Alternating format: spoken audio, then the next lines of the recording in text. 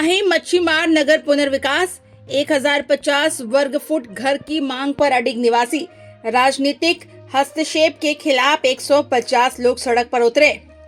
माहिम के ऐतिहासिक मच्छीमार नगर के पुनर्विकास को लेकर विवाद गर्मा गया है। कुछ राजनेताओं द्वारा विधान परिषद में निवासियों के हितों के खिलाफ बयानबाजी करने के विरोध में 150 से अधिक स्थानीय निवासी सड़कों पर उतर आए। निवासियों ने एक सुर में इन बयानों का औपचारिक विरोध किया और ये संकल्प लिया कि वे किसी भी बहकावे में नहीं आएंगे और अपनी मांगों के लिए एकजुट रहेंगे। मच्छीमार नगर निवासी महासंघ के संज्ञान में आया है कि कुछ जनप्रतिनिधि विधान परिषद में लक्ष्य वेधी सूचना के माध्यम से निवासियों को केवल 550 वर्ग फुट का घर दिलाने की कोशिश कर रहे हैं। वर्तमान में 180 वर्ग फुट के छोटे घरों में रहने वाले इन मूल निवासियों ने इस प्रस्ताव को खारिज कर दिया है। निवासियों का कहना है वे अपनी शर्तों के अनुसार ही पुनर्विकास प्रक्रिया को आगे बढ़ाएंगे। प्रोजेक्ट मैनेजमेंट कंसल्टेंट द्वारा प्रस्तुत गणना के आधार पर महासंघ प्रत्येक निवासी को 1050 वर्ग फुट कारपेट एरिया का घर, पुनर्विकास के दौरान 50,000 मासिक किराया और हर साल 10% की वृद्धि, प्रत्येक सदस्य को 20 लाख की कॉपर्स राशि जैसी प्रमुख मांगे और शर्तें रखी। महासंघ आगे बढ़ो, हम तुम्हारे साथ हैं। महासंघ आगे बढ़ो, हम तुम्हारे साथ हैं। आमच्या बापाची न्याय करण्याच्या बापाची आमचं आमचा अधिकार आहे, कोळी लोकांचा अधिकार आहे। हे आज कॉलनी आम्ही डेव्हलपर आम्हीच करणार, आमचा हक्क आहे तो। मुंबई ही आमच्या हक्काची आहे। मैं महेश तरे, महासंघ का अध्यक्ष। मेरा जन्म ही कॉलोनी में हुआ। मैं अभी जो बड़ा हूँ कॉलोनी में बड़ा हुआ हूँ। हम लोग का ये जो बोले प्रसाद लाल साहब, क्या ये इनका अधिकार नहीं है? ये माड़ा का जमीन है, तुम्हारा अधिकार नहीं है। तो हम लोग जितना साल रहे तो हम लोग के भाड़ोतरी थे क्या? हम लोग भाड़े से नहीं रहे थे। हम लोग का ओनरशिप है। 2000 साल में सब बिल्डिंग का ओनरशिप हो गया। जमीन तुम्हारी है, ये जो रहने वाला घर हमारा है, तो हमारा अधिकार नहीं कि हम लोग का प्रोजेक्ट करे आगे लेके जाए। और हमारा जो डिसीजन लेने वाला मेकर आप कौन है? हम लोग को जो डिसीजन लेने का हमारा अधिकार है, आपका अधिकार नहीं है। आप बोले ये हमारा का जमीन है, हम लोग उतना देते उतने देते। नाराजगी क्यों है कि आप हम लोग को जब इसका लक्ष्य वेधी हुआ तब सम्राट देसाई सर क्या बोले थे कि हम लोग महासंघ को लेके आएंगे, उसके साथ चर्चा करेंगे, उसके साथ बाद में निर्णय लेंगे। उसके सिवा हम लोग को बिना बुलाए उन्होंने निर्णय कैसा लिया?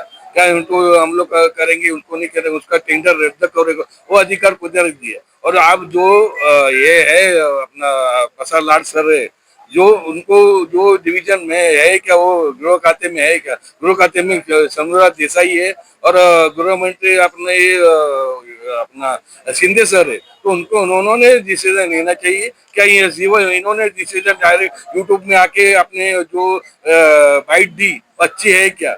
हम लोग को पूछा है कि हम लोग का हमारा का यही नहीं, एक 40 लोग देखो मत, ये पूरा 5,000 का फैमिली है। 5,000 फैमिली रस्ते में आएगी, आप बोले कि 550 दो। हम लोग क्या अभी तक वही घर में रहने वाले क्या? हमारा नाराजगी ये है सर, ये जो आपने जो डिसीजन दिया वो वापस लो। आपको जो भी है हम लोग से बात करो। हम लोग जो रास्ते में जा रहे हैं, हम लोग हमारे तरफ से जो हम लोग को मिलने वाला है, हमारा जो फिजिकल रिपोर्ट है 1,50 का, जो हम लोग को 50,000 भाड़ा है, हम लोग को 20 लाख करोड़ फंड हम लोग जो दे रहे देने वाले विकासक बिल्डर आ रहे, आप क्यों रोक लगा रहे? क्या गवर्नमेंट ने ऐसा कितना माड़ा का प्रोजेक्ट है जो डेवलप किया है? हम लोग को क्या ये नाराजगी? हम लोग को क्या, हम लोग को गुनाह किया? हम लोग को क्या आके हम आपको आपका घर में हम लोग एक किया, पत्थर मारा है क्या? अब आपने हमारे खिलाफ आप ऐसे ही कर रहे, वही जो भी है गुनाह है। हम लोग को जो जरूरत लगे तो हम लोग को मोर्चा निकालेंगे, वो का हड़ताल करेंगे। हम लोग को इतना ताकत है, हमारा इतना 40 से 5,000 लोग जाएंगे, रास्ते पे उतरेंगे। सरकार ने इसका डिसीजन चेंज करना चाहिए, लोगों को बात सुनना चाहिए। ये लोग हम लोग ने आपको चुन के दिए ना, अपने आप वोटिंग हुआ, अपने ऑटो में आपने सिलेक्ट किया और आपका मुख्यमंत्री हो गए, आप हो गए। तो हम लोग को जो भी डिसीजन लेने का अधिकार हम लोग को है। आम जनता है, आम जनता को दो अधिकार। तो हमारा अधिकार है, जो आंदोलन करेंगे क्यों, आगे की बात है। हम लोग को हमारा जो तुम हर्डल पैदा करेंगे तो हम लोग को आंदोलन करना पड़ेगा। आज हमारा यहाँ पे इकट्ठा होने का मतलब ये है कि जो लक्ष्यवेधी सरकार की तरफ से मांगी गई थी 23 फरवरी में, और उसके खिलाफ हम लोग हमारा प्रोजेक्ट के लिए हमारी जो आगे बढ़ने की चांसेस थे, हम लोग जितना फास्ट जाने की कोशिश कर रहे थे, यानी उसके लिए हम लोग ने आज 24 अप्रैल 2026 यानी हम लोग टेंडर के थ्रू हम लोग जाने की कोशिश कर रहे हैं। और टेंडर के थ्रू जाने के टाइम में सरकार की ओर से हमारे खिलाफ सह्याद्री अतिथि गृह में जो कल मीटिंग हुई, सह्याद्री अतिथि गृह में जो हमारे खिलाफ यानी हमारे यहाँ से ऐसी कोई उनके पास कोई पेपर्स नहीं थे, हमारी कोई मांगे उनके पास कभी वो लोग आए नहीं थे, लेकिन हमारे जो क्वेश्चन के ऊपर उन्होंने चर्चा की वो सबके खिलाफ हम लोग इसके लिए हम लोग आज यहाँ इकट्ठे हुए, क्योंकि हमें डेवलपमेंट हमारा करने का है। और हमारी मांगे क्या थी, तो हमारे 1025 वगैरह 50 जो हमारे पीएमसी ने तय किया था, उस हिसाब से हम लोग आगे जा रहे थे। लेकिन जो मान्यवर जो कल बैठे थे सह्याद्री पे, वहाँ जो लक्ष्यवेधी मांगी गई थी उसमें जो आमदार थे, उनमें से कल जो बात हुई उसमें सिर्फ प्रसाद लाड एक अकेले ऐसे आमदार थे जो हमारे खिलाफ बोल रहे थे, बाकी किसी आमदार ने कुछ इस बारे में बात ही नहीं हुआ। जो हमारे पास जो रिकॉर्ड्स आए हैं, हमारी मांगे ये थी कि हमें अच्छा एक एरिया मिलना चाहिए हमारे पीएमसी के लिए। लेकिन आज प्रसाद लाड जो बात कर रहे कि जो ये भाई मच्छी मारा गए उनके लिए 550 का घर योग्य है, वो कौन से हिसाब से उन्होंने 550 का घर दे रहे, उसके बारे में ना उन्होंने हमारे फेडरेशन से मिले, हमारे लोगों से भी मिले। खाली वो इतना ही बोल रहे हैं कि आपके लोग हमारे को आके मिल रहे हैं। हमारे ऐसे कोई लोगों ने उनके साथ कभी भी मीटिंग नहीं की, ना कोई पब्लिक यहाँ से गई है। लेकिन उनकी जो बातें हैं वो भी हमारे समझ में नहीं आ रहा। हमारी मांगे है कि जो हमारे पीएमसी ने देना है उसके लिए हम लोग काम है और हम लोग वो लेकर रहे। तो हमारे यहाँ आते हैं, पूछताछ तो करते हैं, और ये जो पूछताछ करते हैं, पूछताछ करने के बाद हमको जो बोलने का वो हमको बोल देते हैं कि बाबा ऐसा ऐसा हो गया, आप उसके बारे में विधानसभा में आवाज उठाओ। मी इमारत 9 धर्मेंद्र म्हात्रे बोलतोय। हॅलो, सर्वप्रथम मी आमच्या महासंघाचे प्रतिनिधी आम्ही ज्यांना निवडून दिले इथे आमचे कामं करण्याकरता त्यांचं मी कौतुक करतो की ते आमच्याकरता झटतात आणि आमच्याकरता मीटिंग वगैरे घेतात प्रत्येक वेळी आणि आम्हाला सहकार्य करतात। आमचं एकच मत आहे की आम्हाला आमची जागा, आम्हाला जे हवं आहे, जे 1050 आणि बाकीचे कार्पसबंड वगैरे ते आम्हाला मिळावं, आणि त्याकरता आम्ही एकजुटीने जसे आम्ही सह्यांची मोहीम आखली त्याप्रमाणेच आम्ही सर्वजण खाली रस्त्यावर उतरू। आम्ही त्या प्रसाद लाड साहेबांकरता आणि दरेकर करता यांच्या विरोधात सरकारने जर आमच्या विरोधात एकमत केलं तर आम्ही त्यांच्या विरोधात एकमत करणार असं माझं मत आहे। 6 नंबरमध्ये राहते। माझी एवढी वेळ तर आम्ही पहिल्यापासून इथे राहतात, इकडे पहिल्यापासून राहतात आम्ही। ते आमचं हक्काचं जे आहे, जे पहिल्या कोंदूरला दिलेलं होतं, त्यांनी विश्वासात घेऊन आम्ही केलं, पण इतके वर्ष काही केलं ना, आमचा विश्वासघात केला त्यांनी। आता करू मग करू, आता करू मग करू, काही करून दिलेलं नाही त्यांनी। जे लोकांनी स्वप्न बघितले ते काही बिचारे गेले। एवढीच्या खोलीमध्ये राहायला तेव्हा लाईट वगैरे काही नाही, 7 वाजता गेट बंद करायचं, घरामध्ये राहायचं। त्या दलदलमध्ये आम्हाला जे बांधून दिलं, केरून दिलेलं आहे या म्हाडाने ना, आता म्हाडा जाता निघालं काय तुम्हाला मध्ये काय मिळणार ना, काही नाही। जे आमचं स्वप्न होतं ते आमचं पूर्ण होऊ द्या ना। एवढीच्या खोलीमध्ये काढणार, लोक खाडी खाजरात जात होते आमची कोळी लोक, तिकडनं आणणार, शिंपल्या पिंपल्या आणणार करणार, तेव्हा मुलाला घालणार। त्या टायमाला 5-5, 6-6 मुलं एका घरी, आता 2च मुलं असतात, पण त्या टायमाला काढले नाही, एका घरावर 2-2, 3-3 जुळे पेटवतात लोक। अशा इकडे कधी आम्हाला मिळणार घर, कधी मिळणार घर आम्हाला? काय केलं आता येऊन सगळे लाड ना पाड येऊन बसले आहेत। का असं ना करायचं, तसं ना करायचं म्हणून काय हे जो म्हाडावाल्याने इतके वर्ष आम्ही हे करतो, त्या टायमाला म्हाडावाल्याने काय नाही हे केलं, आता काय म्हाडाला जाऊन त्या लोकांना जाऊन मिळाल्यात? म्हणजे तुम्ही इकडे तिकडे हे करणार आणि आम्हाला कोळी लोकांना माझं काही सगळेच इकडे श्रीमंत नाही आहेत, हातावर ते कमावून खाणारे पण लोक आहेत, पण त्यांच्या आशाची निराशा करू नका ना। त्यांच्या आशाची निराशा करून जे आम्हाला पाहिजे ते आम्हाला मिळलंच पाहिजे. म्हाडा बिडा गेले तिकडे तेल लावत. महासंघ बरोबर तुम्ही असणार का? महासंघावरती जे महासंघ करतात ते चांगलेच करतात का वाईट करत नाही, चांगलेच करतात. ते लोक सहकार्य करतात, प्रत्येक कोळी बांधवांना सहकार्य करतात, मारावाले करतात नाही असं नाही. तरी त्यांच्यावरती पण काही लोकांचा विरोध आहेत नाही ते काय त्यांना माहिती आल्या लक्षात काय. पण ते करतात ना रात्रदिवस करतात ते लोक. जे काय पाहिजे त्याच्या मिटिंग त्याचे काय होतात करतात ते करतात. अजून व्हायला पाहिजे नाही असं नाही. मग आता मध्येच जर आमचं स्वप्न तर पूर्ण होते. जे आम्हाला जे कारभार पण काय देणार आहे ते आम्हाला पाहिजेच. 50,000 भाडं पाहिजे ते आम्हाला द्यायलाच पाहिजे.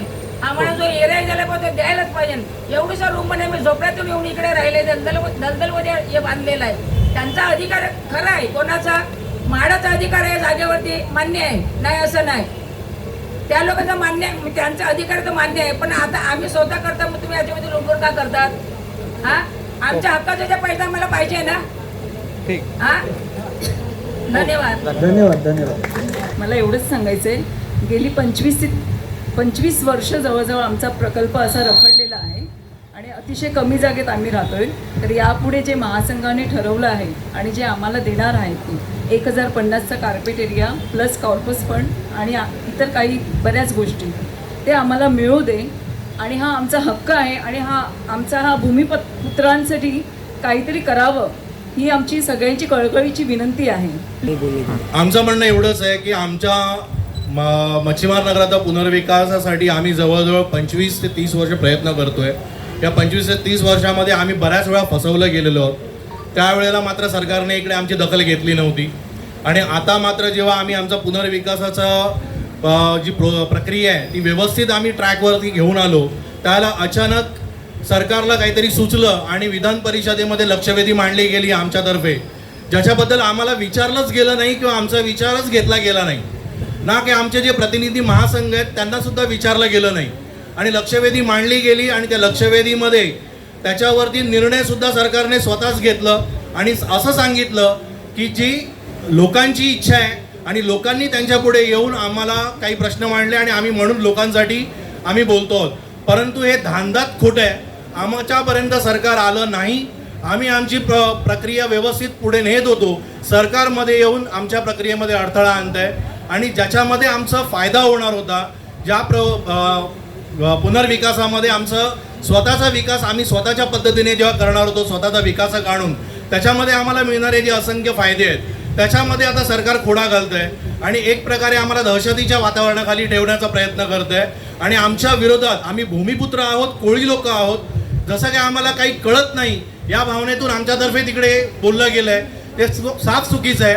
आम्ही विनंती करतो, जे कोण आमदार आहेत, प्रसाद लाड साहेब आणि दरेकर साहेब यांना आम्ही इथून माध्यमाच्या इथून आम्ही विनंती करतो, सगळे इथे बसलेले आहेत, या सगळ्यांच्यातर्फे आम्ही विनंती करतोय की साहेब आम्हाला आमचा निर्णय घेऊ द्या. सरकार आमच्यासाठी जर आहे ना तर मग आमच्या हिताचा निर्णय घेण्याचा अधिकार आम्हाला नाही आहे का? संविधानामध्ये आणि लोकशाहीमध्ये जर आम्ही तुम्हाला निवडून देण्याचं आमच्याकडे जर तेवढी अक्कल आहे की आम्ही तुम्हाला निवडून का दिलंय तर काहीतरी त्याच्यामागे रिझन आहे. आणि जर आम्ही एवढा विचार करू शकतो तर आम्ही स्वतःच्या फायद्याचा विचार करू शकत नाहीत का? तर आमच्या फायद्याचा विचार आम्हाला करू द्यावा आणि आम्ही आमची जी प्रक्रिया आहे ती आम्ही आमच्या पद्धतीने पुढे नेतोय, ती नेऊ दे. आणि त्यामध्ये तुम्ही कृपया खोडा घालू नका ही आमची सर्वांची विनंती आहे. आणि या माझ्या बोलण्याला अनुमोदन म्हणून तुम्ही सगळ्या लोकांना बघू शकता, इकडे सगळी लोक तुम्हाला इथे विनंती करत आहेत आणि हे आम्ही हात जोडून सांगत आहोत. जर गरज पडली आणि जर आमच्या विरोधात तुम्ही गेलात आणि तरीही जबरदस्ती आमच्यावरती कुठलाही प्रोजेक्ट लादण्याचा प्रयत्न केला तर आम्हाला आंदोलनाशिवाय पर्याय उरणार नाही. स्वतःचा विकास स्वतः करायचा ठरवलं तर आमचा जो एरिया आहे तो आम्हाला जास्त मिळणार आहे. इथे लक्षवेधीमध्ये असं सांगण्यात आलं होतं की संपूर्ण मच्छीमार कॉलनी, पोलीस कॉलनी, आकाशगंगा, काही झोपडपट्टीचा एरिया असं सगळं एकत्र मिळून ती लोक क्लस्टर डेव्हलपमेंट म्हणून आणणार होते. ज्या क्लस्टर डेव्हलपमेंटमध्ये आमच्या आजूबाजूचे जे रहिवासी आहेत ते सुद्धा आमच्या प्रोजेक्टमध्ये येतील आणि त्यामध्ये मिळणारा जो एरिया आहे आमचा तो आम्हाला अतिशय कमी मिळणार आणि एक प्रकारे आम्हाला एका बाजूला कोंबल्यासारखं होणार, जे आम्हाला मुळीच नको आहे. त्याच्यानंतर त्याच्यामध्ये असलेलं जे प्लॅनिंग असणार आहे ते आमच्या मनासारखं नसणार आहे.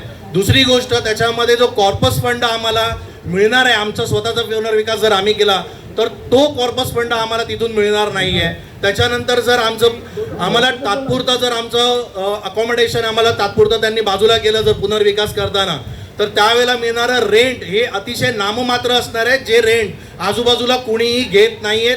त्यामुळे आम्हाला आमच्या पदरचे पैसे खर्च करावे लागतील. आणि जर आम्ही आमचा पुनर्विकास करायला ठरवलं, जर विकासक आलं, तर आम्ही आमच्या अटी शर्तीनुसार ते करणार आहोत.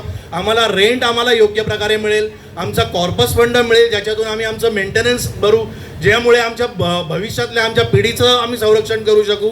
आम्हाला एरियासुद्धा जास्त मिळणार आहे आणि आम्हाला मनासारखा आम्हाला निर्णय घ्यायचा अधिकार मिळणार आहे. आणि जी काय आमची वसाहत त्याच्यानंतर पुनर्विकासानंतर असणार आहे, ती आमची वसाहत असणार आहे, ना की सगळ्यांना मिळून एकत्र कोंबल्यासारखं करून आम्हाला आमचं भलं करण्याच्या नावाखाली तुम्ही तुमची स्वतःच्या प्लीज काही गोष्टी रेटून नेऊ नका, ही विनंती आहे. आणि भगिनींनी सगळ्यांना मिळून जे 1 ते 20 जे कॉलनीमध्ये राहतात, सगळ्यांच्या वतीने मी बोलते की आपण एकजुटाने आपण सगळ्यांचं मत घेतलेलं आहे आणि आपल्याला पुढे जायचं आहे महासंघाबरोबर. आपण नाही तर म्हाडाबरोबर जाणार, नाही कुठलाही दुसऱ्या विषयावर जाणार. आपल्याला जो प्रतिनिधी मिळेल त्याबरोबर ते आपल्याला पुढे जायचं आहे. आणि मला हे म्हणायचं आहे की आम्ही एवढी वर्ष आम्ही इथे राहिलेलो आहे, बरीच वर्ष झाली. मला वाटतं 55 ते 56पासून आम्ही राहतो आहे इथे. 55 वर्ष ते 56 वर्ष आम्ही इथे राहतो आहे. तर आम्हाला एवढीशा रूमांमध्ये कसं राहायचं? आमची लहान मुलं भावंडं सगळी बाहेर गॅलरीत झोपतात, आजपर्यंत गॅलरीत झोपतात. का? म्हणून त्यांना मोठं घर मिळू नये. आणि माझी इच्छा आहे आणि सगळ्यांची पण इच्छा आहे की मोठं घर हे मिळायलाच हवं कुठल्याही परिस्थितीमध्ये. आणि जर आम्हाला हे मिळत असेल आणि त्याच्यामध्ये कोणीही अडथळे आणता कामा नये, कारण आमचे जे प्रतिनिधी करत आहेत ते आमच्यासाठीच करत आहेत.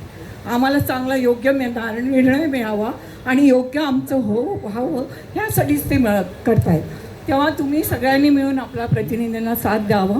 1 ते 20 बिल्डिंगींनी आणि आपल्याला 10.5चा जो एरिया आहे तो मिळालाच पाहिजे. बरं, 50,000 रुपये भाडं पण मिळालं पाहिजे आणि जे काही इतर गोष्टी ते देत आहेत ते सगळं आम्हाला मिळालं पाहिजे. आमची मुलं खुश राहिली पाहिजे, आमची मुलं बाळं खुश राहिली पाहिजे आणि हा कोळी समाज सगळा खुश राहिला पाहिजे. ह्या कोळी समाजासाठी आम्ही लढतो आहोत आणि आम्हाला हे आमचं हक्काचं आहे. बरं, आम्हाला राहताना आम्हाला छोटी घरं काय परवडत नाही, कारण त्यांच्या टोपल्या असतात, त्यांची मोठी मोठी खलबतं असतात, काहीतरी बरेच काही सामान असतं, ते कुठे ठेवणार त्यांनी. आणि एकत्र कुटुंब राहत नाही, तेव्हा मग ते विरार विसाई आणि कुठे कुठे जातात.